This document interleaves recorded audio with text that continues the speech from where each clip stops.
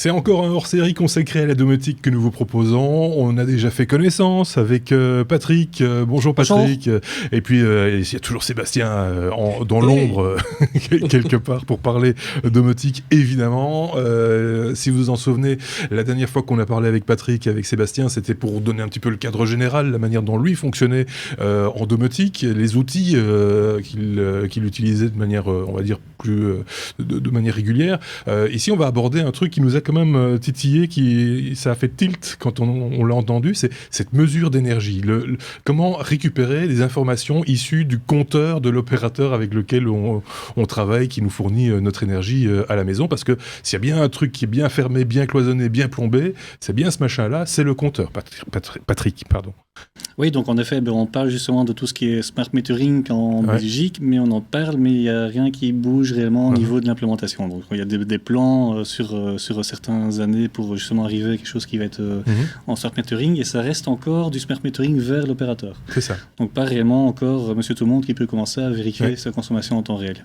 Et donc voilà. Un des exemples, c'est par exemple les machins qu'on avait avant, c'était des espèces de thermomètres qui étaient collés sur les radiateurs pour mesurer le chauffage qu'on utilisait pendant toute une saison dans son appartement. J'ai oublié le nom de ce principe. Calorimètre. Le calorimètre, c'était remplacé par des petits bitonio électroniques. Moi, j'en ai chez moi. Pareil sur les compteurs d'eau, mais c'est tout à fait fermé, c'est propriétaire, ça appartient à des sociétés qui sont spécialisées là-dedans dans la mesure. Sébastien voulait dire un truc. Oui, et à propos de la mesure des compteurs intelligents, ça a un grand intérêt au niveau des fournisseurs, mais la plupart des solutions qui existent, parce qu'il y a quand même déjà des trucs qui existent en France par rapport à la Belgique, ce qui a un grand intérêt pour les fournisseurs, c'est que lui ait l'information sur ta consommation, mais te donner l'info sur ta consommation, il s'en fout un peu. La seule chose que lui l'intéresse, c'est de ne plus te faire plus venir pour ton relevé. Exactement. Parce que ça lui coûte de l'argent. Oui, c'est ça. Voilà. Et, donc, et en même temps, avec un argument qui tient bien la route, qui est de dire on ne dérange plus les gens non plus pour venir relever leur compteur, ils sont plus obligés de prendre une demi-journée de congé pour... voilà. C'est un argument qui vaut ce qu'il vaut, mais voilà. Donc ici, on va le faire nous-mêmes. Tout à fait. C'est un peu ça l'idée. Donc si, en attendant justement ces compteurs intelligents, de toute façon, qui vont certainement pas nous donner, cette information-là, on va essayer de lire justement sur le compteur les informations. D'accord. Donc on a 3 types de matériels qui vont être utilisés, qui peuvent être utilisés pour ça. Et le premier dont on va parler, ça s'appelle Uless. D'accord. C'est une société en Hollande qui distribue un petit boîtier. Je pense que Sébastien doit l'avoir quelque part. Oui, j'ai cette petite bestiole, c'est ce truc tout petit. Tout petit, tout mignon, avec un port RJ45, un port USB. Exactement. Et alors un truc. Donc voilà, en fait, comment est-ce qu'on va lire en fait de l'information de l'énergie? C'est simplement, si vous avez un compteur qui est assez récent, il y a une petite LED qui va justement faire des impulsions toutes les X watts ou kilowatts heure. Et moi, j'ai encore un très très vieux compteur qui date des années 60, qui n'a pas été changé, et donc j'ai encore cet ancien ruban qui tourne. Et qui ce disque en fait. Ce disque qui va tourner et qui justement a une petite bande qui est sombre. Et en fait, le Uless va soit travailler avec la LED en regardant justement cette LED qui va s'éclairer, soit justement en regardant la réflexion d'une lumière sur ce disque. Donc, quand il y a un changement de réflexion, il interprète ça comme un peu, il interpréterait l'image d'une LED. Une tout à fait. Et donc, ce qui va se passer, c'est que ce Uless va justement compter le nombre d'impulsions qu'il y a, et basé sur votre compteur, vous savez qu'il y a une impulsion tous les X kilowattheures. D'accord. X étant moins que 1, donc c'est vraiment une fraction de kilowattheure. Et ça va vraiment vous permettre de vraiment savoir la consommation en temps réel qui se passe sur votre circuit. Je me suis souvent posé la question, quand je vois ce compteur électrique, je passe pas ma journée devant, parce que c'est quand même très monotone après un moment, que je vois tourner le disque avec cette petite bande soit noire, soit rouge, enfin de couleurs différentes, ça on a bien compris l'idée de la réflexion et de la différence de luminosité que ça peut procurer, mais est-ce que tous les disques ont la même dimension, et auquel cas cette valeur, on va dire le tour de disque, a-t-il la même valeur entre mon compteur et le tien par exemple? Non du tout, en fait sur les compteurs il y a une indication justement qui va vous dire le nombre de tours que va faire le disque avant d'avoir 1 kilowatt. D'accord. Kilowattheure. Ouais. Donc ça permet justement de savoir, vous allez introduire ça dans le Uless, chaque impulsion, ce sera autant de centièmes ou de dixièmes de kilowattheure. Donc il faut le calibrer en gros. Tout à fait, mais c'est écrit vraiment ce compteur, donc je n'ai pas d'exemple ici sous la main, mais on peut regarder. C'est vraiment une indication qui est sur votre compteur électrique. Ça, c'est quand même un truc. Et donc, à partir de là, on a la mesure, on peut utiliser, c'est un renseignement, c'est utile, je sais pas, pour compter, par exemple, si on a un compteur de passage avec des locataires ou des choses comme ça, de pouvoir mettre ça dans une base de données, de pouvoir... le but, c'est que ce ULES, en fait, va faire le comptage de toutes ces impulsions, et va les stocker en interne, et en fait, il va avoir une interface en IP, donc en Ethernet, et vous pouvez justement interroger à tout moment ce ULES pour avoir l'information du nombre de kilowattheures qui sont passés. On peut créer des alertes aussi ? Pas dans le ULES, mais en fait, Domotic, ce qu'il y a à faire, c'est justement interroger très régulièrement le ULES. C'est ça. Et seulement à apporter toutes ces informations de consommation électrique dans sa base de données. Ça, c'est le côté, tu vois, Sébastien, le côté ultime de la prise intelligente, c'est que là, tu peux couper au niveau du compteur quand tu consommes trop à la maison. Ça peut rendre dingue. J'ai mis justement une petite alerte quand il y avait justement 2000 watts de consommation à la maison. J'ai une information sur mon téléphone. Et c'est clair que dès que je mets le four, il y a madame qui crie parce que ça commence à sonner parce qu'il y a quelque chose qui ne va pas. Ça, c'est le genre de choses peut-être à éviter. Tu voulais rajouter un truc, Seb ?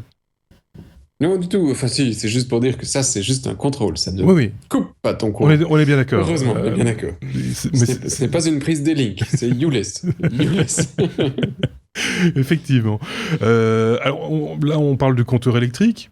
Mais c'est pas le seul compteur qu'on a à la maison. Certains ont le gaz, par exemple. Tout à fait.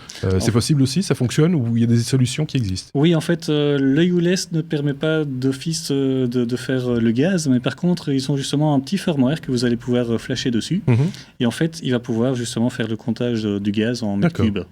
Et donc, ce qui va se passer, c'est que sur mon compteur, par exemple, il y a justement une bande réfléchissante sur un des chiffres. D'accord. Et donc, tu mets simplement dessus, sur le compteur, en fait. Voilà, sur le compteur. C'est pour ça qu'il y a un petit côté, on l'a peut-être pas bien vu, mais c'est un double face, un autocollant double face sur la... Autocollant, tu vas justement le coller sur ton compteur, juste à l'endroit où tu dois commencer à compter les impulsions.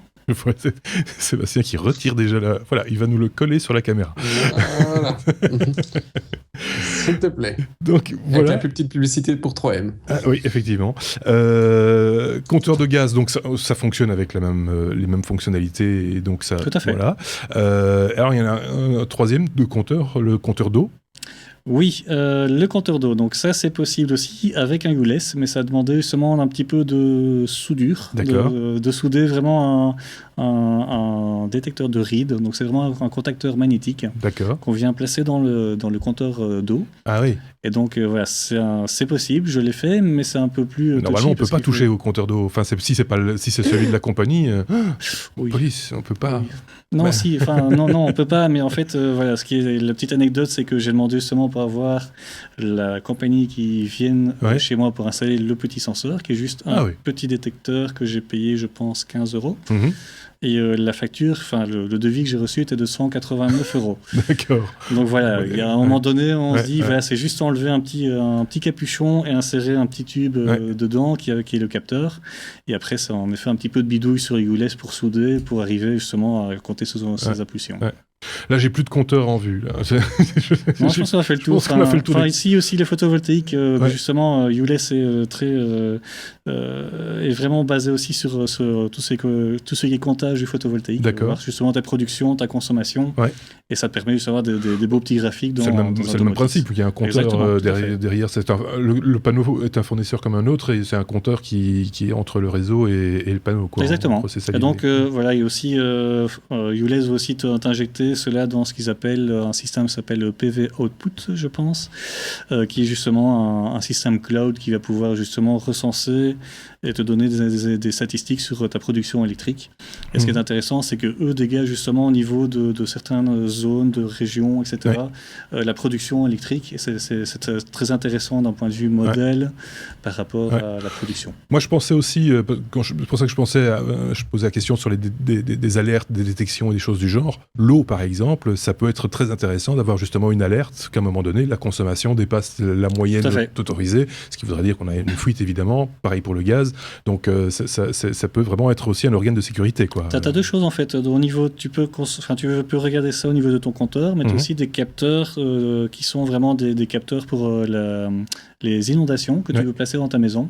D'accord. Et qui vont pouvoir justement détecter qu'il y a de l'eau qui monte sur ton parquet, quoi. Donc, par exemple, ça te permet d'être beaucoup plus précis. Détecteur d'humidité, quoi, en gros.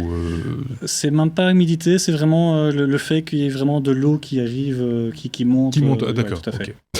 Ben voilà, je pense qu'on a... Sébastien, si tu veux rajouter un truc, c'est le moment. Mais... Oui, non, j'ai juste une information. J'ai reçu un SMS de Monsieur Chang parce qu'il me dit que c'est 79 €. Et que pour 50 € par an, il y a son petit frère qui veut bien regarder et compter les tours sur le compteur de Patrick. Parce que c'est quand même 79 €. Pour récupérer ça en votre énergie, ça vous prendra quand même... surtout pour 3 compteurs de 100 balles. Si on commence à regarder électricité, gaz et eau, ça commence à chiffrer en appareillage.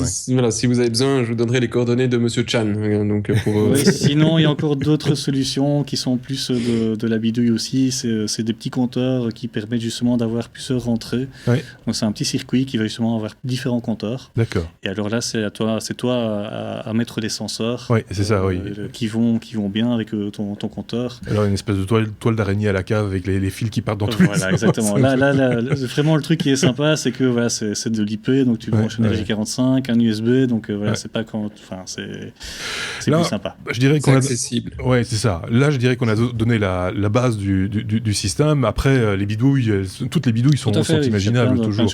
Ici, l'idée, c'était donc de mesurer cette consommation d'électricité, d'eau et de gaz dans un réseau domotique. C'était un des exemples qu'on avait cité à notre première rencontre, Patrick. Il y en a eu d'autres et c'est pour ça qu'on va se revoir bientôt pour parler encore domotique. Merci beaucoup à Sébastien de son côté. Merci Patrick. Et puis à très bientôt pour un nouveau numéro.